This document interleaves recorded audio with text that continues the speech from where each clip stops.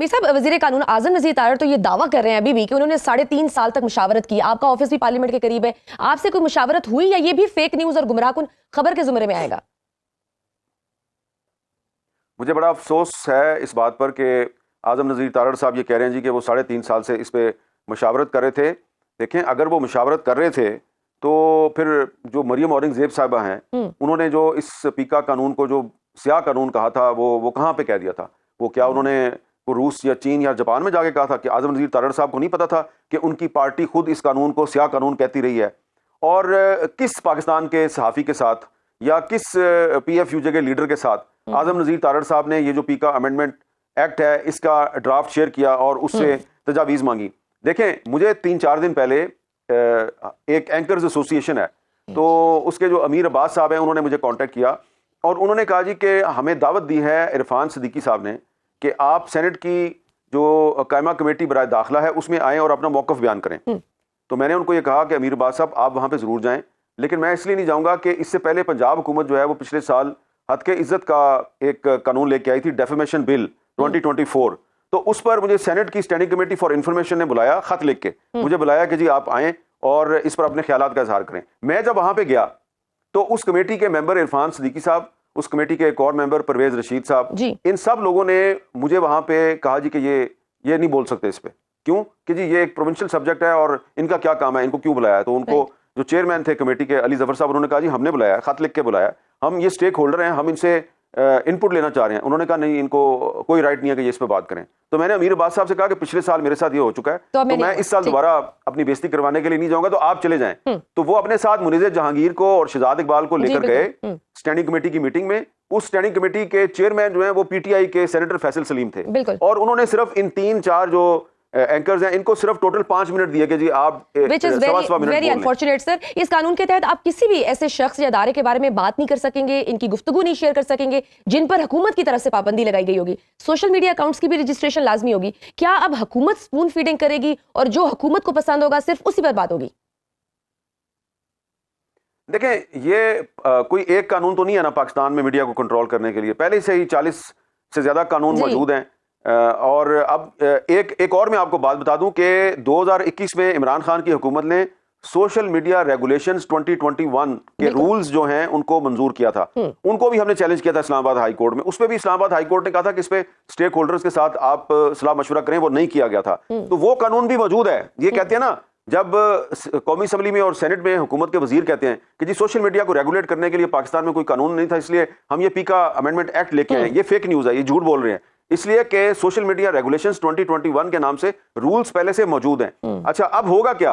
अब ये कहते हैं जी कि जिसने भी फेसबुक पे, ट्विटर पे और इंस्टाग्राम पे या टिकटॉक पे जिसने भी अपना अकाउंट बनाना है वो पहले हमसे इजाजत लेगा। तो अब होगा क्या? अब होगा ये कि जो लोग अपने असली नाम से और अपनी असली तस्वीर से अकाउंट बनाते हैं और तनकीद करते हैं, उनको तो आप पकड़ लेंगे, लेकिन अब करोड़ों की तादाद में लोग जो है ना, वो अब अपनी तस्वीर के बगैर और अपना नाम तब्दील करके वो अकाउंट बनाएंगे। उनको आप अकाउंट बनाने से रोक नहीं सकते।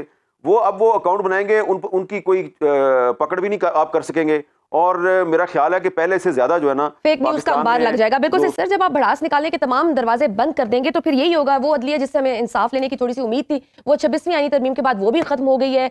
गुफ्तगू पे आप पे पाबंदी है, सोच के पैरों पे आपने पाबंदी लगा दी हुई है। आप अगर देखें बलूचिस्तान गवादर में यूनिवर्सिटी के बाहर किस तरह से आपने बुक स्टॉल पर छापा मारा और 4 स्टूडेंट्स को गिरफ्तार कर लिया और उसके बाद बुक्स भी कब्जे में ले ली। इस्लामाबाद में अगर आप एहतजाज करते हैं तो आप 3 साल के लिए हिरासत में चले जाते हैं। तो वे वी आर गोइंग। अगर तो इससे तो ये सर जिस तरह का दबाव है, इससे तो फिर किसी न किसी दिन फटना है। नहीं, ये मेरा ख्याल है बलूचिस्तान में और खैबर पख्तूनख्वा में तो ये काफी फट चुका है। और ये जो लाहौर में और हमारे इस्लामाबाद रावलपिंडी में जो बैठे हुए हैं पॉलिसी मेकर्स, ये चले मेरे साथ, इनको मैं लेके चलता हूँ।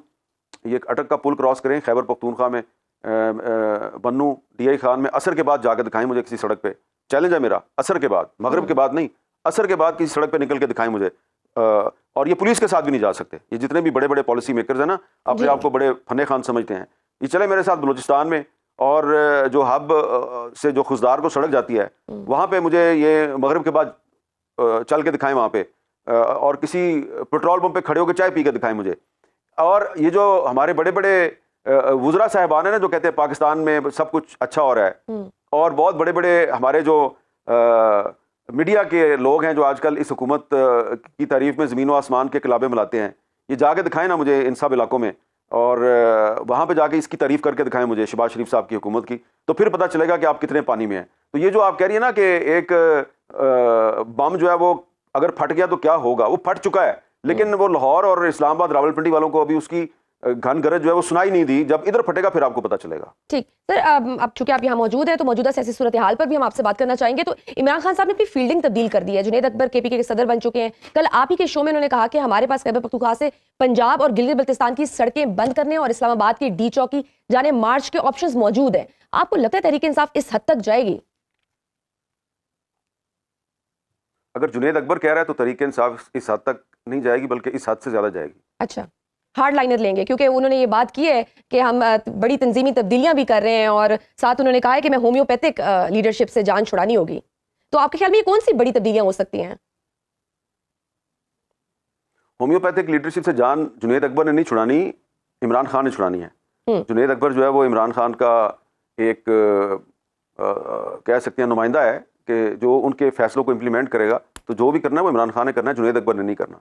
ठीक है, वज़ीर आला मीन गंडापुर की वजारत आला पर भी कोई काले बादल मंडला सकते हैं?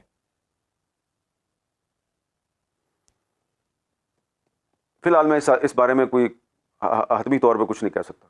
ठीक है सर, ये बैरिस्टर गोर भी मुलाकातें कर रहे हैं। गुज़श्ता हफ्ता उनकी एक आला शख्सियत से दूसरी मुलाकात की भी खबरें गर्दिश कर रही हैं। तो इसके बाद उनकी इमरान खान साहब से भी मुलाकात हुई। ये किस किस्म की पैगाम रसानी जारी है? किसी डील के लिए मनाया जा रहा है? देखें, ये मीडिया में जितनी भी खबरें आती है ना, हर खबर पे आप तबसरा ना करवाया करें। मुझे ज़ाती तौर पे पता है कि बैरिस्टर गौहर साहब जो हैं वो इमरान खान साहब जो हैं उनसे कब मिलते हैं, क्या वो बात होती है, उसके बाद वो किसके पास जाते हैं।